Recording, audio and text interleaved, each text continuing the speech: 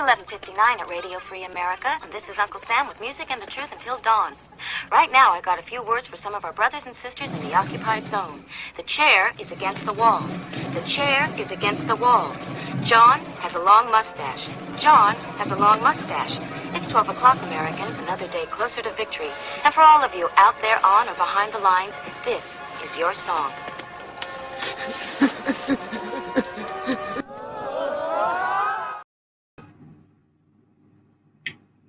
And welcome everybody to our weekly wrap-up where we take a look at stuff that's been going on during the week in 2A. Let's see. I don't know what this is, so I'm going to start deleting it. Got a couple people joining us live. So if you want to be part of the show, feel free to use the keyboard and the screens on your phone and wiggle your finger around and use the comments there. We're looking at the screen here. We're going to go through the description of the video to look at the different things that are linked here and chat about what's been going on. And this is what I've been paying attention to in the week. And let's dig in. So Reverend Kenn Blanchard is an activist. Been doing things for a long time. Wrote his first book in 2000, second book in 2014.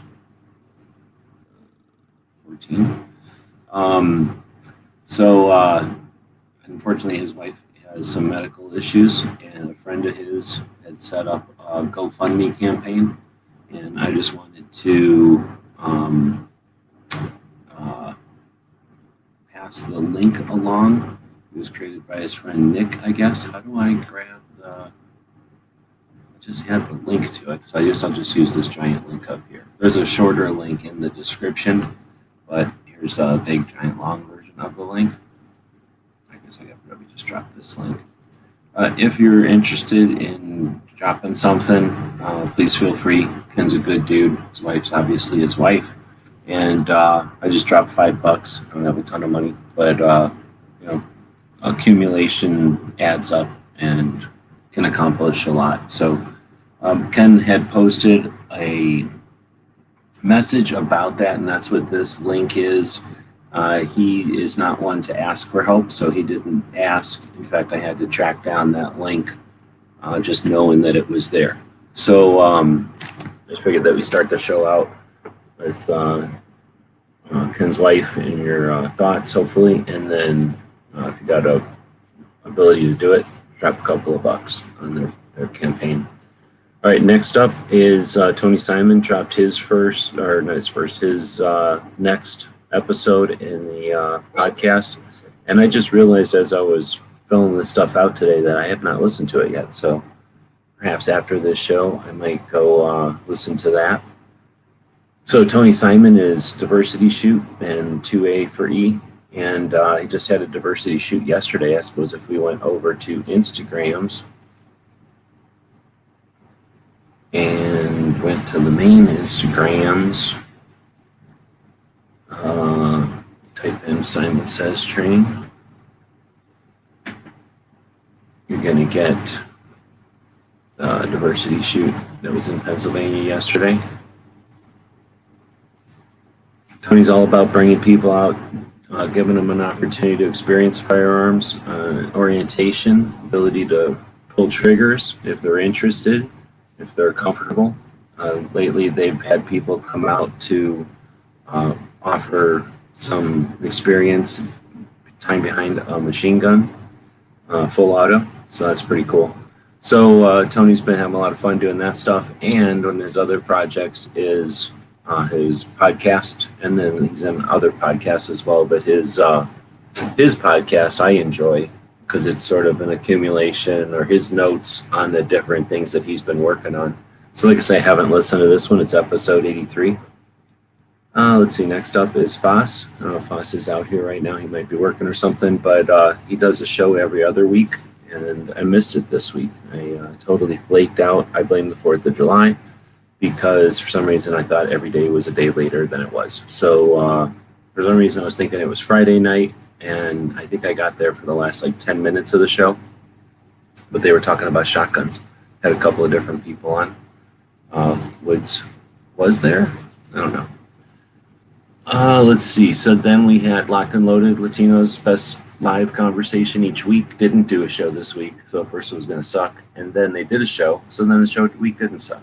And let's see, they had a show. At first they were going to have Pincus on, and then they decided to do the show a day later and not have Pincus on. I think that worked out pretty well. It's a decent show, like always.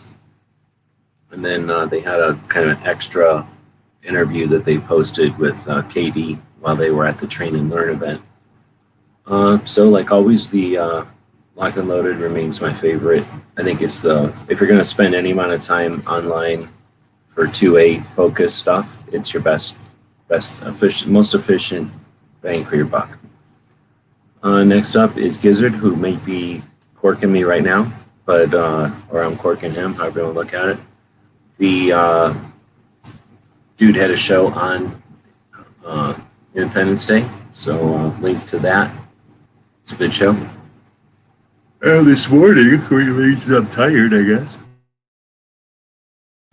Here, we're going to take a commercial, and I'm going to go drink some more coffee over here. So we got commercials now. Here, this dude's in the audience.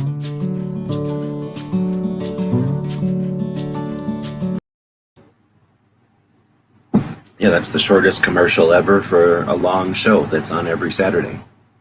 Also, there's this.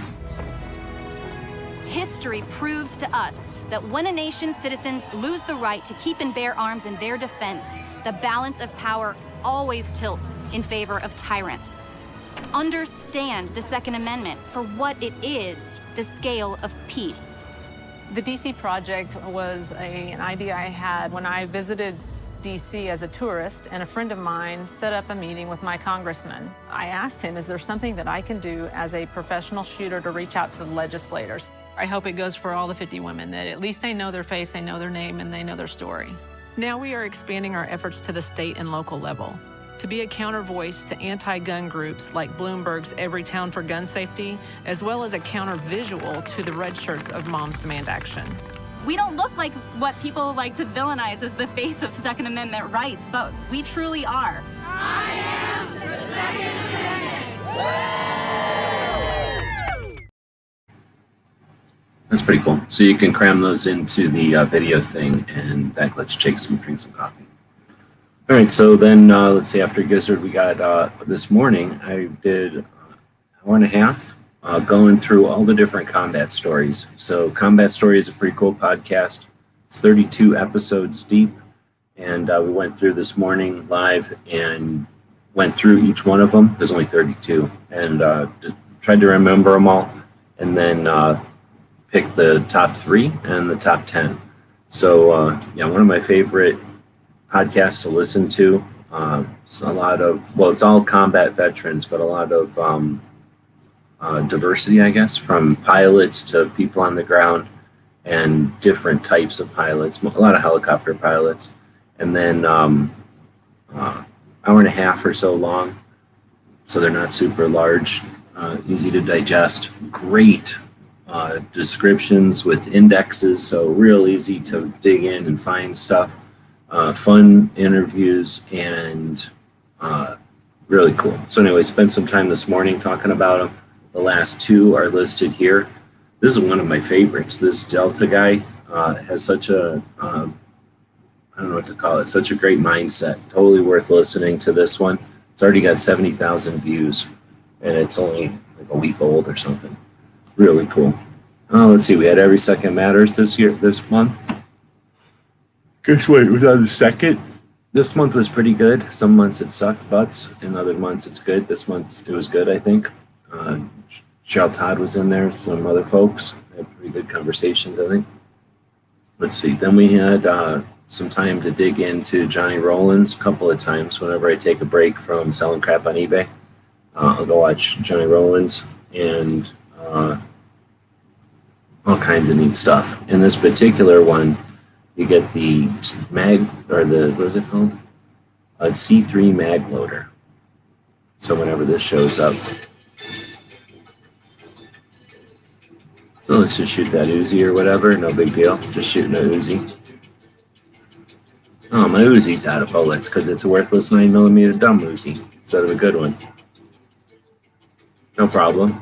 let me just hork this loader over, and then let me just grab this box of bullets, shove it into this loader, and go bam, bam, bam, bam, bam. And then cram my mag back into my Uzi with some weird cut. And now I've got an MP5, and now I'm shooting an MP5 a bunch of times. Bang, bang, bang, right? And you're like, what? There's no way you can just keep shooting an MP5 with just 2 magazines and almost consistently be firing off rounds. Well, sure, if you get some old guy who's super slow shooting the MP5, and then you get this guy over here with this little mag loadery thing, then you get this little system. Now I'm going to set this thing to double speed, and they'll go even quicker.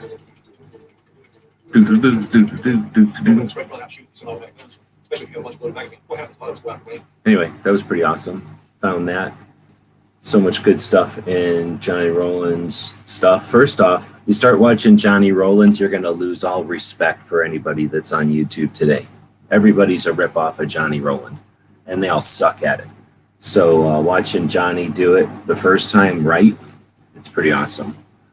We'll go back over, and then we got this thing, which is weird. So this guy is new. He's been posting these videos recently. Let's go copyright. So this is the Soldier of Fortune magazine convention from like 1993 or something. And super interesting 4 minutes of looking at the convention in Phoenix. Let's see, it was 1981. And I've seen still images of the convention, but having somebody walk around with a camera, this obviously in 1981 would have been some kind of weird camera with that big light off the top. And let's look at this again. So we got this guy, he's like, whatever. This guy, whatever. This guy, I'm not looking, right? Now let's go the other side of the aisle. You got this chick who's like, no thanks, I'll put this thing. And then this chick's like, oh, I'll just pose over here. Like, I'm down being on video.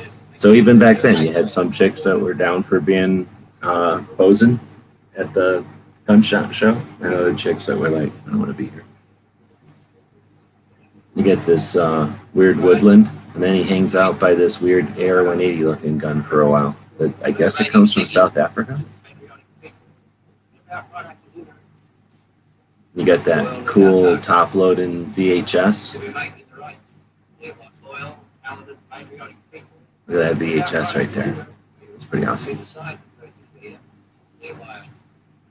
Oh, it's from Australia, sorry. So anyway, that's super good. And this guy, he's a whole nother thing. So I guess let's go back over and talk about that. This is 4 minutes at the convention, but this guy's channel, he's some kind of Goomba. Am I allowed to say that? I think he's some kind of Goomba. I think. Maybe I don't know what a Goomba is. But this guy has this conversation with Larry Dring from being in Vietnam in the beginning when it was still French Indochina or whatever, and being one of the early Green Berets. And then that's a super interesting insight. If you've ever seen the movie Apocalypse Now, it's sort of based off of the idea that, Green Berets originally were OSS like descendants. So they were 1 foot in the CIA, 1 foot in the military. And they did roles that were needed or that could only be accomplished with people 1 foot in the military, 1 foot in the CIA. And what they were trying to accomplish in North Vietnam, or in Vietnam, was to get the North Vietnamese together. The North Vietnamese weren't interested in fighting a war of attrition with, losing soldiers. In order to get them together, strategies were developed, and that was accomplished, but it wasn't through direct, it wasn't through recipes. It was like, go accomplish this, go figure out how to accomplish it while you accomplish it. And Larry talks about some of that, and that if you look at it from some points of view, it would have been like what you saw in Apocalypse Now. Anyway, this is in 8 minutes is a really interesting insight into that. Then you get 23 minutes with, well, okay, first you get Robert Duvall back in the old days going to this camper guy's mercenary school. And that's the first one I watched. So that's 13 minutes of Robert Duvall when he's young going to mercenary school. And that's footage. And then you get this 23-minute conversation with this guy who owns the mercenary school. And then the rest of these are kind of mostly interviews, short interviews with people who were going to the mercenary school. So this is a whole nother interesting channel. And these are 2 weeks, 5 months, 5 months, 6 months. So these are kind of recent. So that guy decided to just start, that girl's belly is all over my thing today. There's a better one. That was a pretty interesting channel. And this guy isn't into this stuff. He keeps calling them Goombas. So I don't know. I think he's anti, or else he's some weird, like, just thinks it's all funny or something. So I'm not sure how interesting he was going to be. That woodland is duck hunting camouflage. So from what it sounds like, some of that early stuff was just Sears catalog camouflage that duck hunters would have been using. So maybe based off of German or whatever. Yeah, so super interesting channel. I don't know if that guy will send more stuff out or not, but for weird clips, they're unedited.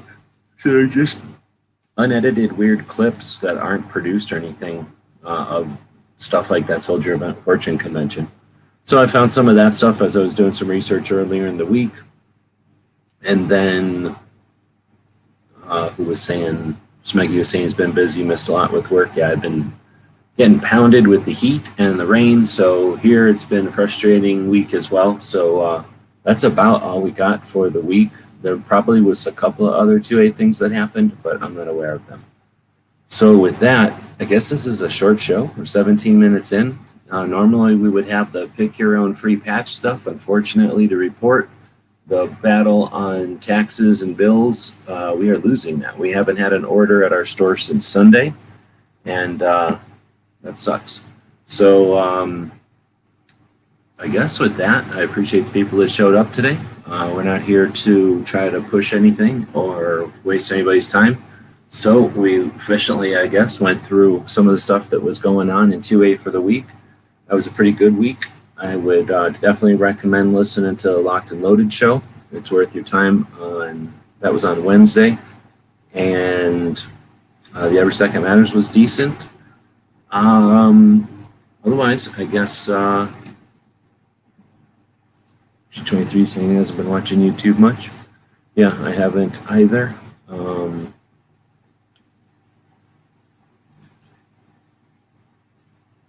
Looks like a lot of people missed stuff this week. All right, well, otherwise, though, thanks for joining and logging in and being and commenting during the show. We'll be back to pick you up later.